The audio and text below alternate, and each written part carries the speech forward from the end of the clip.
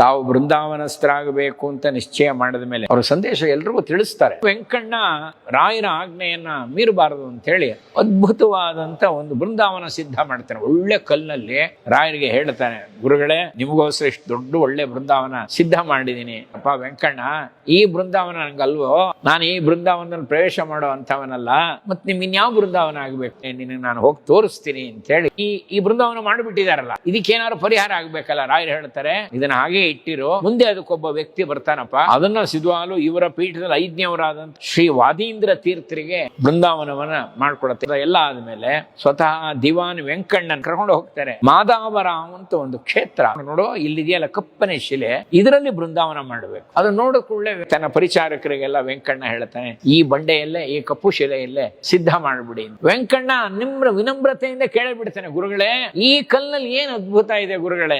ಆಗ ರಾಯರು ಹೇಳ್ತಾರೆ, ವೆಂಕಣ್ಣ ಸಾಮಾನ್ಯ ಶಿಲೆ ಅಲ್ಲಪ್ಪ, ಇದು ಕಪ್ಪು ಶಿಲೆ. ಇದು ಹಿಂದೆ ಸ್ವತಃ ತ್ರೇತಾಯುಗದಲ್ಲಿ ಪ್ರಭು ಶ್ರೀರಾಮಚಂದ್ರ ಲಕ್ಷ್ಮಣನ ಸಮೇತ ಸೀತೆಯನ್ನ ಅನ್ವೇಷಣೆ ಮಾಡ್ಕೊಂಡು ಬಂದಾಗ ಈ ಬಂಡೆಯ ಮೇಲೆ 7 ಮುಹೂರ್ತ ವಿಶ್ರಾಂತಿ ಪಡೆದಿದ್ದ.